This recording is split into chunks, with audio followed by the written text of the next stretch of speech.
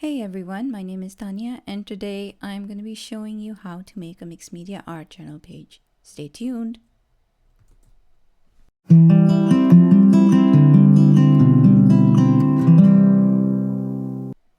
Hey everyone, my name is Tania and today I'm going to be showing you how to make an art journal page using Altenew's Doodles stamp set. This is one of my favorite stamp sets and you will see as I take it out how well loved it is. And I really love the really sketchy and doodly kinds of designs. I think it's really unique flower stamp set among the Altenew flowers.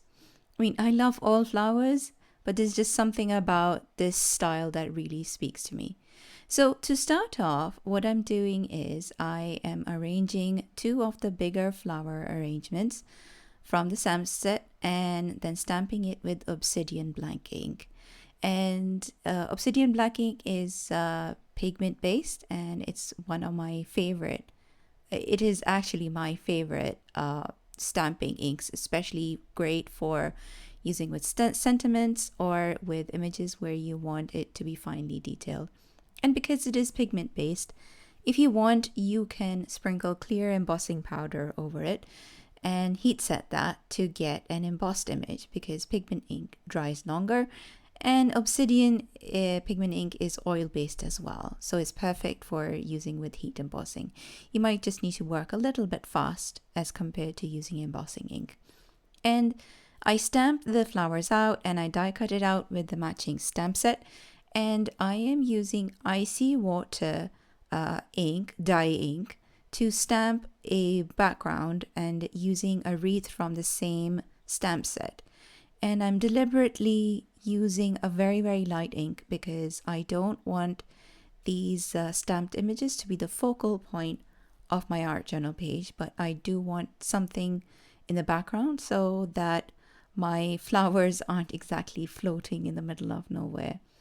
And just adding a few of these stamped wreaths around so that the eye has somewhere to move around, and it really adds a subtle touch of color in the background as well. I love this color.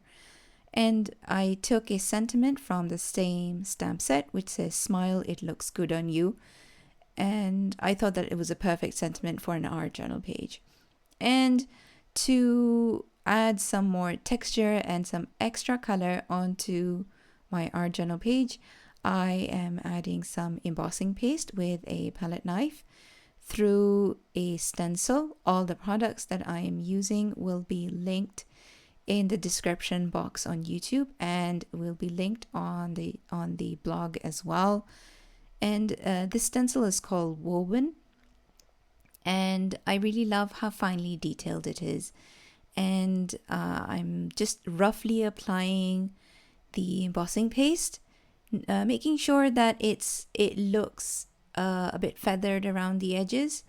And while the embossing paste is still wet, I am sprinkling embossing powder, copper embossing powder, which is a metallic, all over the embossing paste, and that's what the powder will stick to long enough for you to heat set it. Now, before taking my heat tool to my art journal page, I'm working on a very thick cardstock. The thicker the better, because when you're doing mixed media, it's better to work with a heavy cardstock or a watercolor paper, a thick watercolor paper, so that your surface doesn't warp too much if you're adding a lot of mediums on top. And what I like to do with heat embossing is I like to let my heat tool warm up first before taking it to the embossing powder so that it doesn't fly off anywhere.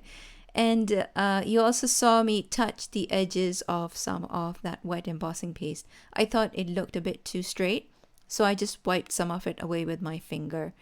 And because this is a mixed media page, I'm not really too fussed about any extra embossing powder, stray embossing powder here and there. But luckily, I didn't really get embossing powder sticking to places that I didn't want it too much. So after it was heat set, I set it aside to cool down, And then I am using the watercolor brush markers. I believe this is the color Ultraviolet, and you can buy it separately as a re-inker or to use as a watercolor as well.